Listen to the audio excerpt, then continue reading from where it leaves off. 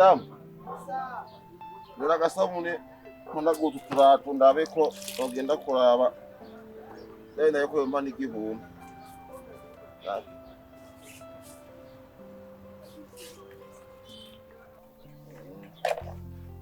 None mugabo wanje. Nashaka amahera yarasi. Madame. Nukuri nta kintu mfise. Iyo azi yo mafise amahera twari kurara inzara uno munsi. None ibi bintu ni gushika ryari? Umugabo mu rugo n'utanga rasiyo akamenya umugore wiwe. Ivyo uri kurambwira je sinko ndavyumva. Muracavuga cyane ayandi ejo ushobora kugenda neza. Ega nubundi buracavuga cyane ayandi. Ubu buzima buzobandanya uko gushika ryari?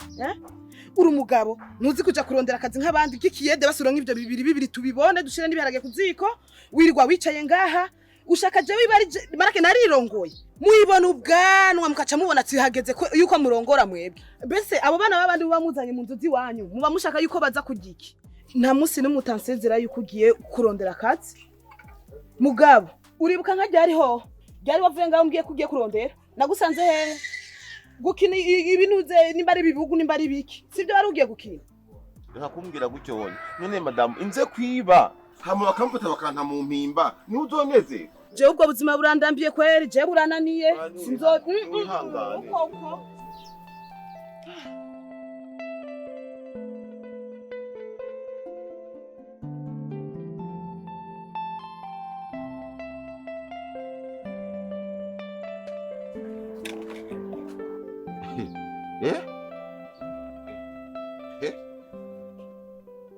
Madame kwambaye gucugiye he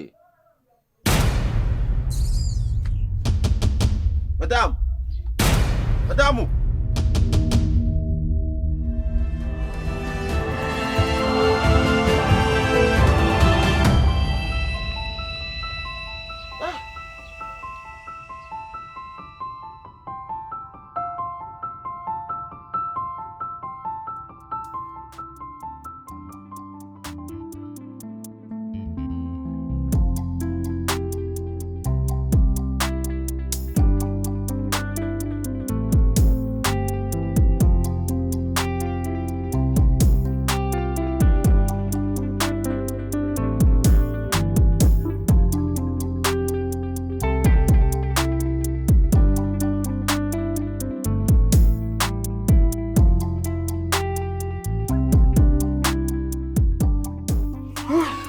Nani umefika? Ila nimeenjoy. Asante. Sure. Yeah. Na ndo maana nakupenda. Asante. Claude.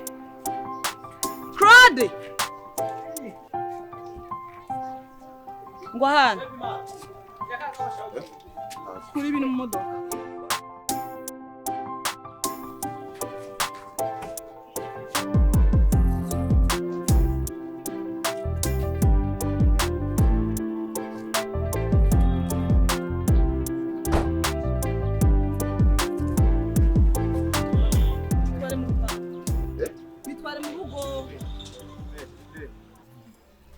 Hey, madame.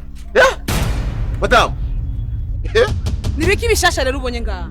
Gishashi cyayi ubonye. Cyane. Umvangira imbere y'amaso yanje.